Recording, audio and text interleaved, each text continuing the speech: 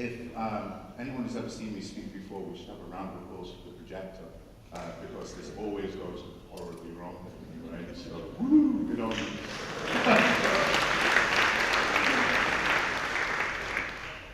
So guys, it's always a great honor to be a keynote anywhere. So before I start, I should always do the traditional thing that it may be good to give a round of applause to the organizer of the SecurityFest. I think we can all agree it's not one to go.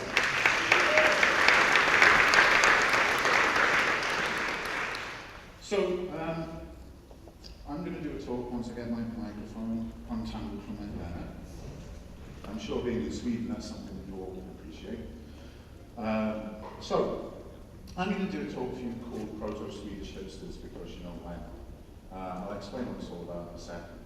So, why am I speaking? Well, this is really a story about the other half of Sweden, right? SecurityFest. SecT. So, just to do something for me, I tend to be quite interactive with audiences. So, can you all do me a favor and all put your hands up? All of you, come on, don't be shy. Okay. Keep your hands up if you've been to if you've been to SecT. Keep your hands up if you've been to SecT. Right. You guys have a pretty good idea what's coming, right? Everyone else, I'm really sorry. So this story starts about 3 years ago when I did a talk at SecurityFest. I'm going to do this the whole day. Well, I was at SecT. The talk at SecT was the wrong side of history, and it was basically nukes and spooks, and it was talking about the problems of modern-day cryptographers versus the problems of 1950s theoretical physicists. And I used the Manhattan Project to talk about it. And that's when I met these guys. Worst karaoke night ever. It was kind of cool. He was a great singer. And then the year afterwards, SecT asked me to come back and do the second part of the keynote, which was state surveillance. And it was about state surveillance during the European Reformation. So about during the 1500s and how the states surveil its citizens and so on and so forth. You know, because I wanted to highlight that these problems are not new problems. They are historical problems that keep on turning over. And then for the final act, they asked me to come back and do the evolution of privacy. I'm not sure if you've noticed, but I like to talk with my hands. It seems to be the big thing. So, if you missed it, they made me do 3 opening keynotes over 3 years about history at a security conference, which is cool. So Johan got in contact with me and asked me if I would come and speak to you guys. And I said, cool, I could do some data hacking stuff, I could do this, I could do this, or I could talk a little bit about history and still talk about something about history. Now, if anyone was at SecT, you noticed that I said to everyone at SecT last year, I'm not doing another history talk because I'm going to get typecast as a historian. Thanks, guys. So I started my research. So this is a little bit different because, firstly, when I do these things, normally I actually have an idea before someone says, do the history thing. Normally I'm like, let's talk about privacy, or let's talk about state surveillance, or let's talk about this. And this time it's like, hey, do something about Sweden, it would be awesome. So I started the research. These are not easy to research by any stretch of the imagination.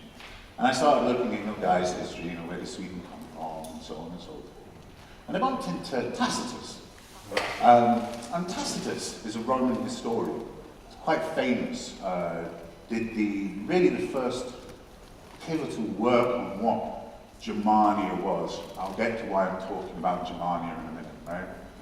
And he wrote basically this book, like 400 odd BC, before Christmas, about Germany.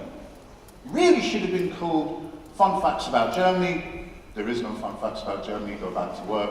Lol, by Tacitus. The guy wrote an entire book to troll an entire continent. It was fucking awesome. And this is what we were left with, the idea of Germania, which is basically everything that isn't Rome. Cool. So he talks a little bit about Augustus Caesar. And he talks a little bit about Arminius. And I'll talk about these guys in a little bit. But our story starts way sooner with a guy called Julius Caesar. Yay, he's quite a famous dude if you think about it. There's a small part of me that thinks Julius would be very happy with us talking about him at a security conference 2,000 years after his existence, right? He was a weird guy. So his claim to fame was he was a bit of a bridge builder. And he built a bridge. What kind of made him huge is he built a bridge across the Rhine, a wood bridge across the Rhine. Beforehand, the Germanic tribes were like, ha-ha, fuck you Rome, you can't get us because there's big Rhine river in front of us, we are safe. And Julius went, ha-ha, lol, bridge. And he built this huge wooden bridge and marched 40,000 Romans into the Rhine, across the Rhine, from a wooden bridge. I can imagine if you were a German tribesperson, you probably thought, oh shit, a bridge.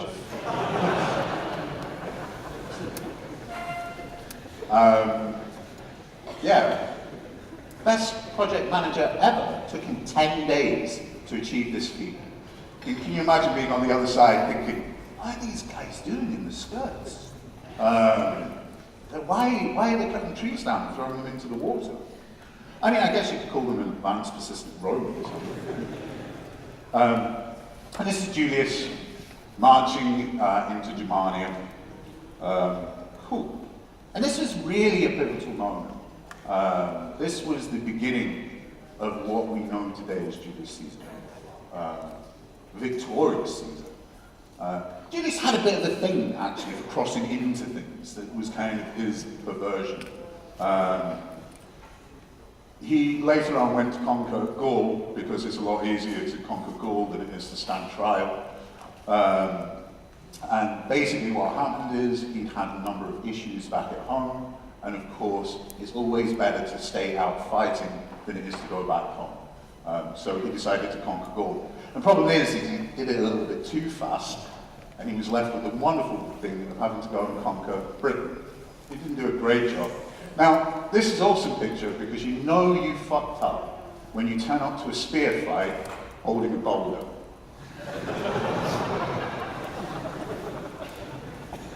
Oh shit again, right? And this was huge. This was absolutely huge for the Roman Empire. Well, the Roman Republic at this point is not even an empire. It is a democratic society. And so far, Julius has covered all of the, conquered all of these difficulties of sea in some way, shape, or form. But what he's probably incredibly famous for is crossing the Rubicon. And if we imagine how pivotal this moment is that this is the term that we use today. And the Rubicon is a river that runs, basically separates mainland Europe from Italy. And Roman generals wanted to disband their legions before crossing the Rubicon. It's basically the law. And basically what happens here is Julius has these legions that love him. He's lucky in war, and there's nothing more important to a Roman than a lucky general. So he decides that he isn't going to go and stand trial back in Rome with the Senate. In fact, he's going to go and get rid of the Senate. And he decides to cross the Rubicon. And this is basically an act of war against Italy, against Rome, which, funny enough, started the Civil War. We've seen this coming. This is quite a famous Civil War too. He ends up winning and becomes dictator for life. It's sort of like the benevolent dictator for life, but with a lot less power. And he takes control of Rome. And dictator is not a bad term at this point in history. This is something that we do later on. And he does something that's incredibly unusual for the Romans. He forgives. So all of those that fought against him in the Civil War, he forgives, which is highly unusual and kind of awkward for the people on the other end, because it's implied that you owe him for not killing you. So he didn't make a lot of friends. He did a lot of things. He brought Rome from an emergency dictatorship into a long-standing empire. His idea, the idea of being a dictator was only for a short term. You know, much like martial acts are nowadays. I'm not sure if we've ever triggered one and it's been simple, but you know, at the end of the day, he was only supposed to be a dictator for a year, 2 years. 7 years later, they realized that maybe he's not going anywhere. They were a little bit worried because he started to see himself as God, but at the end of the day, if you were a dictator of the Roman Empire, you probably were a living God at this point, right? What he was really famous for was defining the new enemy, that is, the Germanic tribes. He did this, bearing in mind, this is the guy that built a bridge and then scared the shit out of everyone, and everyone ran. And then about 8 years later, he was like, holy shit, the Germans, oh my God, they're dangerous, we need to build a wall, we need to go and conquer them, we need to do all of this stuff, right? Like, yay! And then, in the height of his power, he was murdered, assassinated, in probably one of the most famous assassinations in history. We all know this story. I think he would probably like this too. And this is all the senators plus Brutus. Quite violent, apparently. Brutus, almost his adopted son, stabbed him in the genitalia, so it'll give you a rough idea of how violent that actually was. I'm not quite sure what he might have done to cause that, apart from saying, hey, why don't you inherit the whole of Rome when I die? Take this sword into your family jewels. But, you know, whatever, right? I mean, Romans, when in Rome, do as Rome, right? So, the senators thought that this would be a way for them to get democracy back to Rome. They were slightly wrong. This caused another civil war, quite a famous, long drawn-out civil war. And eventually, Octavian, his heir, becomes, it's like an adopted grandson, blah, blah, blah, blah, becomes heir to the Roman Empire and starts a whole new process. And these two Caesars are very easy to remember in this story, right? July and August. They are who we get the names of those months from. So just remember July and August. So, I digress a little bit. So, back to August. And back to Lowell Germania. So, this is the face of someone that's like, haha, Germans. And he discusses probably what is one of the best insider threat stories that you've ever heard in your life, right? This is fucking amazing. So this is Arminius. And if you know your German history, this is Hermann as well. And Arminius causes a controversy in Germany, in Rome, that changes Rome forever. But Arminius versus the Roman Empire. So Arminius is a son of a chieftain in a conquered Germanic tribe. And part of the deal when you make a deal with Rome is that you give them hostages, right? So what the Rome would do is they would take the son of the chieftain or the son of the brother of the chieftain or whatever. They would take them to Rome and teach them to be Romans. And the idea behind this is twofold. Firstly, that they would, the chieftains would be less likely to revolt if their family is sitting away in Rome. And secondly, you know the saying that Romans think in generations. Well, the idea is that if you teach the chieftain's son to be a Roman, give him heated floors and baths and the best education and so on and so forth, then when you go back, you'll have a puppet Roman in charge of the Germanic tribes later on. So Arminius was a wonderful Roman when it boils down to it. He fully embraced the life. Was a wonderful, they gave him a job in the military. He worked his way up in the German auxiliaries and was quite high up. Eventually, they come to a place called Tuborg Forest. This is fear to a Roman, because Rome has deforested its own country many, many generations before this.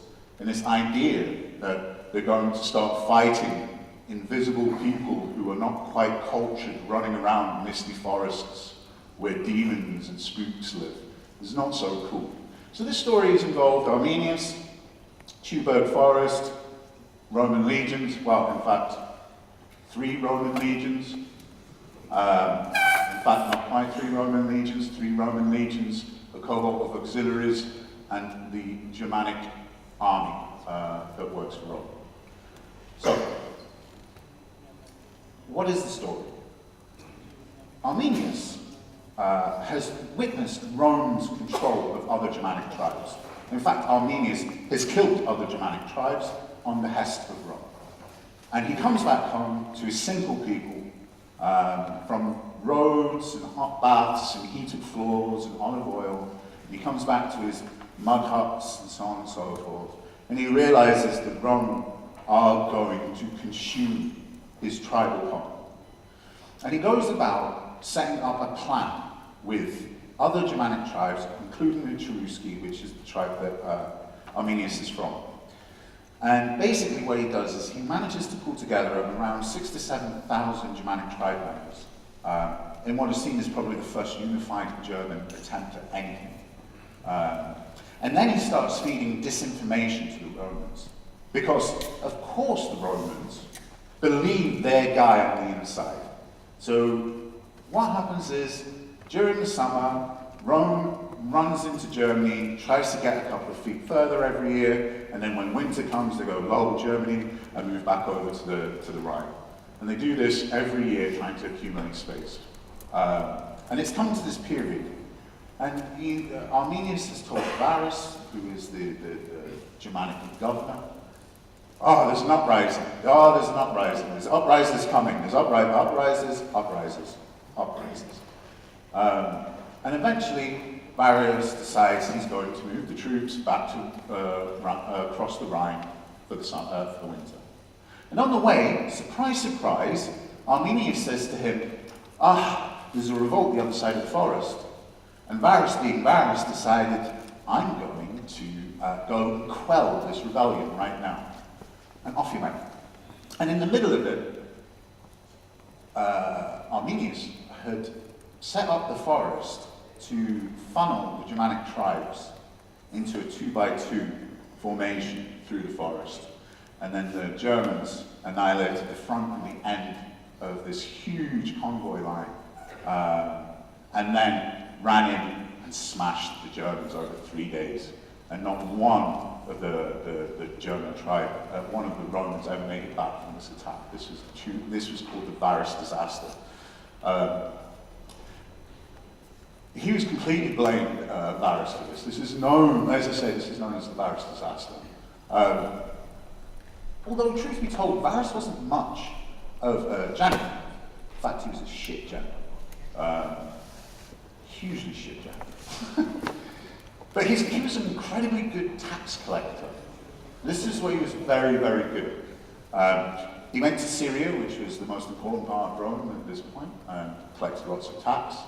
He was famous for crucifying 2,000 Jews for the Jewish uprisings, and of course, he was going to be able to handle the Germanic tribes. And like I say, to give you a rough idea how many troops were lost, the convoy line for the 3 legions with all their civilians attached to it was 20 kilometers long, and it could march 15 kilometers a day. So you can give you a rough idea how many troops were killed in this by one guy. Varus was very famous for saying, Augustus was very famous for saying, give me back my 3 legions. Apparently, Varus was not killed in the battle, but had to commit suicide. But this may just be Rome being Rome. And this is him running into his own sword. Yeah, and like a bit of drama, right? So back to Hermann the German. He really is Hermann the German, man. This is wonderful. He becomes, in the end, later on, a nationalist symbol for conquest. And lo, Germans, the sword points to France. God knows why, right? Cool. But we forget that Varus is a full Roman citizen. In fact, he's an officer in the Roman military. And he completely changes Roman history. He really is one of their own. And this completely and utterly shocks the Roman world. I'll give you a rough idea. Rome never really crosses the Rhine again as a result of this. What they do is quite interesting. They come back and retreat over the Rhine. They have a few movements inside Germania, but they never settle. And then they opt for a foreign policy where they will fund either side of a Germanic tribe dispute. Something wonderfully Roman about this. Like, no. Let's give weapons to both of them. Okay, Rome. You nice guys, right? So, this is what happens to Rome. This is Colonia. You can see where the Cheruskis are up here. This was conquered territory before Arminius and his 6,000 people in this pool. And this green now is the area that Rome has given up. Okay? We also see an end to something else. We also see the end to Germanic tribes being used by the Romans in this capacity. So, Germanic tribes were used, as well as Norse people, for guarding emperors for a long time. Mostly because you can't trust a Roman. So of course you can trust a barbarian. And barbarian's an interesting term too. Barbarian's a Roman piste. It basically describes the way that they see barbarians speaking. Bar, bar, bar, bar, bar. And that's where barbarians comes from. The Romans are fucking mad. This is what you get when you drink lead, I suppose. So they stopped using the Germanic tribes. They stopped playing a part in the Roman consumption of men for war. And I've digressed hugely again. But back in Germania, Tacitus describes the Suans. Finally, the Swedish connection. You know, in Sweden it's forbidden to be a criminal, right? I swear to God, whenever I think about Sweden, it is this picture. Can we not get her to do a keynote, right? It's really... So, Tacitus describes Germania in 44, 45, and about the Suans. We're a pretty powerful tribe. Their kings were very much into bling. They liked gold, one thing that they remind me of. And they also developed ships that had prows at both ends. This is interesting. It also talks about some weird hairstyle. Well, okay. So, let's have a look at where the Suans come from. Oh shit, that's you guys. So, Tacitus is talking about Swedes before Sweden. So when Romans talk about Germanic tribes, they're actually talking about the Norse as well. Because Germania is everything that isn't fucking Roman. Simple as that, right? No, they be batshit insane over there. They're not cultured, they've got no gods, they blah, blah, blah, blah, blah. Also, Hannibal, did Tacitus just describe the top one? A peculiarity with their hair fastened in a knot. Yeah, I think he did. So there you go, you've heard it here, that there have been hipsters in Sweden before Sweden became mainstream. Thank you. This was one of the greatest historical discoveries of my fucking life. I actually had to call people at this point. This is amazing. There's been top-knot wearing hipsters in Sweden forever, literally. Cool. But this is the interesting thing. The double prow boat. This isn't what Tacitus is describing. This is an evolution. The mast is not there at the time. Interestingly enough, where we get starboard and port from as well is based off these boats as well. These cause a lot of shit up and down the coast. So much so that the Viking period is seen as beginning with a raid on England called Lindisfarne. basically, oh my fucking God, the Norse are coming and they're horrible, is basically the long story short of this quote. But that story starts way soon. It starts the fall of Rome with the gods. Not these ones, these ones. So, it's not that the gods, who I must point out, that you people displaced, who then, when trying to find a home, went and invaded Rome, because, lol, Rome. It wasn't just as simple as this. But Rome had, for a long period, as you can imagine, as an empire of conquest. That's all they did, was conquer. The period where Julius Caesar had crossed the Rhine is pivotal because Rome had consumed its enemies at this point. There was no one left to fight. They beat Carthage, they conquered everything, they consumed Italy itself, and they had this sustained period of growth, huge growth. So much so that Hadrian had to build walls. There's always a good joke about Hadrian. Hadrian built a wall in Scotland, he built a wall in Germany, right? And the one in Scotland is stone and brick and so on and so forth. And the one in Germania is mud and wood and so on and so forth. So the Germans were using renewable materials from back in the day too, right? But this movement by the Goths, and by the Vandals as well, shook Rome to have Rome sacked. Rome sacked a couple of times. And eventually what happens is, Rome calls back its legions. And they say, oh shit, there's a Hadrian's Wall. This is not to keep the Scots out, this is to keep the English in, by the way. Incredible engineering feat as well, right, to build this. Huge thing, with no Slack, no email, no Zero, all the other things that you would read bitch about when we're doing big projects. Not these guys, right? So Rome pulls its legions out of Britain, which causes a power vacuum, a huge power vacuum. And the Picts, my people, they thought, ha, lol, England, it's not even England at this point. Lol, over there, the other side of the wall, we're having that. Well, so they're very scared of Romanized Brits, who are incredibly Romanized, Christianized, have no real language of their own, who have no support from Rome.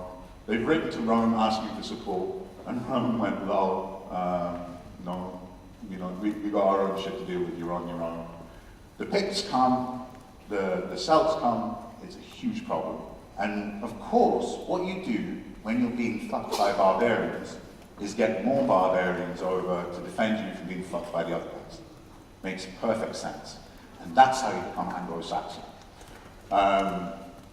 So when the Angles and the Saxons came, yeah, they fought the Picts, and then they went, you know what, I think we'll stay. And the Roman Brits were like, no, we'd like you to leave, and then they were dead. And it literally is, this is how you become Anglo-Saxon, right? You invite a bunch of displaced Norse people and say, here are some grass and farmland, defend it from the other bad guys that want to claim this. But the Angles are an interesting case, right? Because if you remember our map earlier on, see Anglia here, and see it here, very, very close. And what's interesting about this is if we look back at Gothenburg, we can see the description of the Danes are a subset of Sweden. And of the Danes, Angel was the brother of Dan, whose dad was a king in Uppsala. So, okay, I had this kind of massive realization at this point. And I thought, holy shit, I could blame Sweden for anything I want. And it literally does work out. I mean, it's like all roads lead back to Sweden except with more votes. So bear with me. Viking Raids. Remember Tacitus described this. And this turned out to be raiding ships, proto-Jack, right from back in the day. And they built and they built and they built. And all of a sudden you have these raiding craft specifically built for speed. that could come from nowhere and take your defensive feature and turn it into a sign of weakness. So they were able to, like I say, people would build their defensive fortresses using rivers, streams, and lakes to be their rear guard. And then they would have their defensive fortresses in front to stop the land armies coming. And of course, this one change, this one advancement, this one military advancement, turned this defensive feature into how you're going to get fucked. Could you imagine, no firewalls are shit, right? But could you imagine that every firewall let in a bad guy? That's exactly what these people dealt with, except with a lot more swords and blood. And that's kind of your guys' focus, so congratulations. Also, fun fact, Viking doesn't make it into the English dictionary until the 19th century. This is not a term the British ancestors or anyone used to describe Vikings. This is a term the Vikings used to describe Vikings. It was never, until the 19th century, men from the Norse. God, please protect me from the Norse now. Never Vikings. And where the word comes from is quite controversial. It's not controversial, but it's not too sure. It either means like quick raids or it describes a particular fort,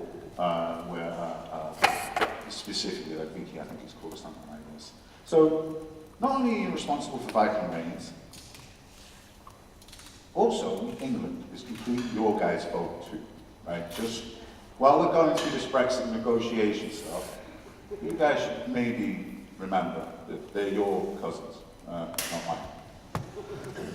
So, only once you'd conquered England, and the Angles who'd make it Anglo-Saxon, and wonderful story about how Britain, as soon as they pulled the Romans out, stopped being Christian and went back to its pagan ways. And then, of all the people in the world to come and Christianize, re-Christianize the Britons, it was the Irish. The Irish came around and did it through Scotland.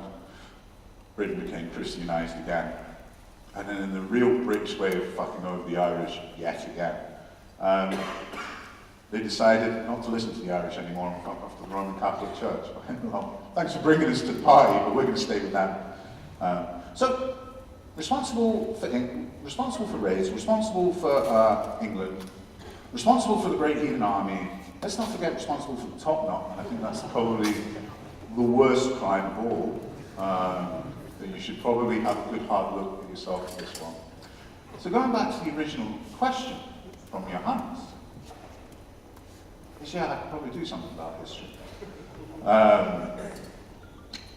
So I could talk about Rome being a consumer of conquest. And this is an interesting problem. So Rome's expansionism requires it to consume armies, not only to beat them, but to consume them. So conquered islands, conquered territories would become suppliers of men and army to Rome. What could possibly go wrong with that, right? I could talk about how the Norse people grew up in a culture of Roman expansionism. This warrior, even if you look at how Rome comes around, Romulus and Remus is a story of brother killing brother for seizing and glory. And this is the people that you grew up with, that your ancestors grew up around. And it had a huge impact on where they went forward from there. I could talk about the Germanic and the Norse people inheriting the empire, which is wonderful. So here are the Franks. This is, they're fun. Here's Danelaw, which is your guys. Your guys are over here. The Norse, like I say, the Byzantium Empire is what happens when the Roman Empire splits. So yeah, the Germanic and the Norse people inherited the entire Western Roman Empire. Amazing, when you think about it. And really, because Rome was shit. Shit to people, shit how it dealt with things, and also never line your pipes with lead, because your people will go fucking crazy. History is a wonderful thing. I could talk about the Norse people's greatest skill of getting lost. I mean, your ancestors took getting lost to a whole fucking new level. Salute, right? I mean, you will find the Viking somewhere just purely because he got blown off course, right? I could talk about the transatlantic and colonization. And here is a very famous map. And this is Finland over here. And Finland is a story that comes out in one of the sagas about a bunch of Vikings heading for Greenland and getting lost. See what I mean about you guys getting lost, right? And they get up to the coast of Newfoundland and go, oh shit, there's trees. We don't normally see that.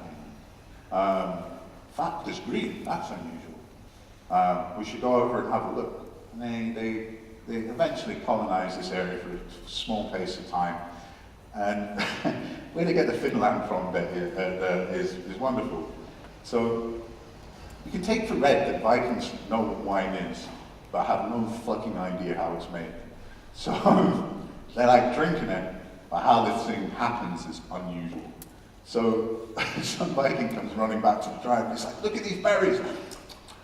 These are what they make wine from. Ah, we should call this Vineland.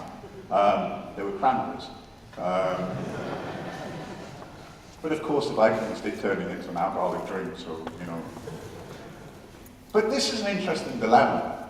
So there is one huge problem. This is a map that was discovered that basically says, haha, Columbus didn't find North America, the Vikings found North America first. And it is about 500 years before Columbus. Can anyone tell me what the real issue with this map is? That it actually fucking exists. Because your people were not exactly known for map making. In fact, there is no Roman maps, which was kind of the alarm bell when someone said, look, we found a Roman map. Really? Because we just got lost and found things. But here's the interesting thing. The map turned out to be fake, but the story turned out to be true. And archaeological digs in North America discovered Viking artifacts buried for a long time. So yeah, America is your guys' fault as well, mostly, a little bit. Although, Screamings was the name that they used for them, which means screamers, I think, shouters. The tribespeople of North America managed to chase the Vikings out. Can you imagine how fucking scared that? Holy shit, they must have been scary motherfuckers. Right? Like, take all of these. So, as I say, fuck Columbus. Your guys did it first, right? We could also talk about the wonderful case of Greenland, aka Viking marketing. Greenland is anything but green. Just so that, I'm sure you guys realize this, but it's true. It's not very green. It's not kind of the place that we call Greenland. It's also quite confusing because Iceland's a lot more green than Greenland is as well, but you know, who's arguing? And this is purely about saying, no, it's such a wonderful place to live. That's why it's green. This is why we call it Greenland. And then you go, brilliant, there's no space here, hostile Vikings everywhere, we'll go to the Greenland. Perfect. You get there, and basically, ice. And you either decide, okay, the 18 months that it took me to get here, or 12 months or whatever, I could turn around and go back home. Well, you know what, the ice isn't that bad, and I like fish. So a lot of people stay. But Greenland really is Viking marketing. Wonderful. To talk about that awkward moment about the Proto-Scandinavian slave trade, which was huge, absolutely huge. The Norse people were the biggest suppliers of slaves to the Muslim world we'd ever seen. When black slaves became unpopular in Islam, in Muslim countries, it was the Norse that went and yoinked people from Angle's land and so on and so forth, and sold them in markets. Cool, right? Awkward. I could talk about things, but that'd be a bit confusing doing a thing about things, right? But things are fucking awesome. It took me a long time to realize that, holy shit, they mean a thing. Cool. And the thing is, basically, a play of democracy. Sort of. I can also talk about how you guys are responsible for flighting, or Viking battle rap. And this is, flighting is getting skulls to battle each other in man poems, where you abuse each other, which is basically battle rap. Exactly just the fucking same. If you've ever watched battle rap, they write man poems to abuse each other in timed rounds, just like flighting. It's fucking amazing. Could talk about you guys in Russia, but that'd be awkward too. Still my most favorite fucking troll ever. You guys fucking rock. Can you imagine being in a Russian submarine and seeing that fucker? Like, oh shit, it's true what they say. But the Rus are your people. This is a Rus chieftain being buried. Looks very, very Viking, and he's directly an offshoot of the Swedish Norse people at this point too. So Russia's probably just trying to come back home or something. That's all. And what I could talk about, I could really want to talk about, is with the Scandinavians, the Proto military-industrial complex. They were hugely involved in the supply of arms, weapons, and military equipment to numerous empires. In fact, most wealth was accumulated either via, they had so much wealth that they would bury it under the house. Seriously. Like, oh, we've got so many silver coins that we've buried. And one of their first tactics would be to go and occupy a land, and then you'd have to pay them to leave. Basically ransomware, but with more fur. And they would turn up somewhere and cause chaos, absolute chaos. And then they would say to people, give me money. Right, give me money or we'll kill you. Okay, no problem. And they would give tons of gold or silver. Vikings fucking love gold and silver, funny enough. Goes all the way back to those kings that love the bling, remember? And the accumulation of wealth in these periods, like I say, was so much that you would find them in Norse foundations of buildings, non-accessible, right? So not like you could open up a trapdoor and here's these 40,000 silver coins we stashed from that long raid over in England, right? They were literally putting it in the ground. And they don't know why, and no historian has an idea why, apart from maybe you guys are trying to grow money trees or something. But that involvement, and you can see from having this consumerism, biggest empire, 1 in 5 people lived in the Roman Empire. You grow up around the sides of it with no land, no nothing, having to scrape and grab everything you can grab. Roman Empire collapses, it becomes a free-for-all, and then eventually you guys become Romans, but without the toes. But you settle areas, you generate them in a lot of ways too. Bring law. In England, laws are based on Dane law, so it's huge, right? But the ransom money, by the way, is called Danegeld, literally Dane. Yeah. You were all Danes to the Angles, by the way, right? That was just the description. It didn't make any difference if you actually came from Denmark. So I could really talk about the military-industrial complex in Rome, but then I'll have to leave some time for questions. And that was my little joke at the end. So, the end.